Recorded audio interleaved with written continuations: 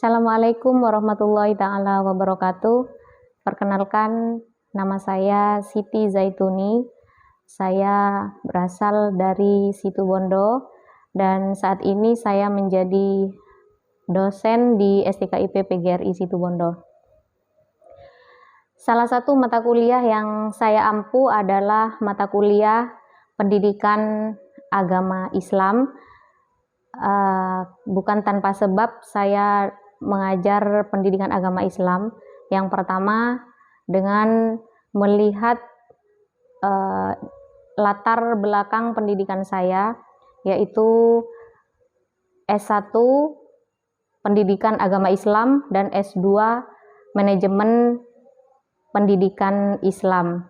S1 saya tempuh di Sekolah Tinggi Agama Islam Negeri Jember, dan S2 saya tempuh di Institut Agama Islam Ibrahimi Sukorjo Situbondo. Kemudian yang kedua, Kaprodi saya menugaskan saya untuk mengajar pendidikan agama Islam. Di STKIP memiliki 3 jurusan, yang mana ketiga jurusan itu saya mengampu mata kuliah pendidikan agama Islam. Kenapa? Karena hanya satu saya dosen pendidikan agama Islam yang ada di STKIP PGRI Situbondo.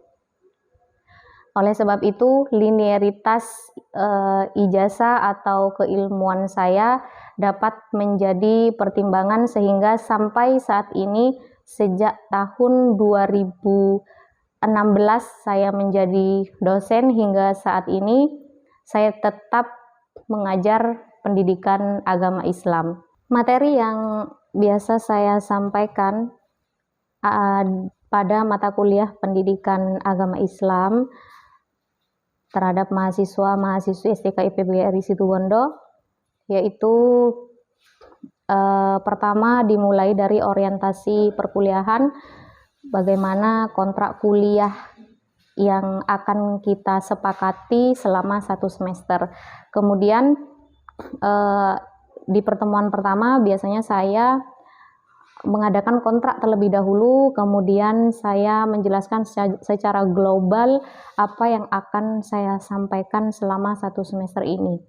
Kemudian berikutnya materi yang saya sampaikan yaitu seperti Tuhan dan ketuhanan, dinul Islam, peran agama dalam kehidupan manusia atau fungsi agama dalam kehidupan manusia, kemudian hak asasi manusia. Juga saya mengajarkan politik dalam Islam dan dinul Islam. Dari situ, dari semua materi yang saya berikan kepada mahasiswa, saya tidak hanya terpaku pada satu buku, yaitu saya menggunakan berbagai macam referensi, yaitu baik menggunakan jurnal yang sudah terbit, kemudian kebaruan-kebaruan keilmuan pendidikan agama Islam. Contohnya seperti saya mengkaitkan kejadian-kejadian di lingkungan pada saat ini yang harus diselesaikan. Metode yang saya gunakan di kelas ketika saya mengajar, salah satunya adalah metode ceramah sudah pasti, kemudian tanya jawab dengan mahasiswa, kemudian saya biasa menggunakan metode presentasi. Diawali dengan saya membuat kelompok-kelompok, mahasiswa berkelompok, kemudian mereka mempresentasikan setiap materi yang sudah saya berikan. Saya memiliki alasan kenapa menggunakan metode presentasi atau metode diskusi, sebab saya tidak ingin hanya saya yang menjelaskan. Yang pertama itu alasannya. Yang kedua, saya ingin melatih mahasiswa untuk dapat mengemukakan pendapat atau bertanya di dalam forum, serta mengajarkan mahasiswa bagaimana memimpin kelas. Kemudian yang menjadi favorit mahasiswa saya saat saya mengajar adalah metode pro dan kontra, yaitu metode debat, yang mana pada akhir dari pembelajaran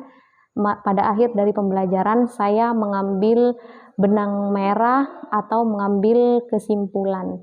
Dalam metode pro dan kontra ini saya biasa menempatkan mahasiswa sebagai seseorang atau model yang sebenarnya. Misalkan ada satu yang menjadi tokoh agama, ada yang satu menjadi masyarakat, dan ada yang menjadi ustadzah dan lain sebagainya. Semua role model saya ambil dari mahasiswa, sehingga di situ menimbulkan pemikiran yang terbuka bagi mahasiswa yang lain bertanya atau menjawab alasan dari pro dan kontra tersebut.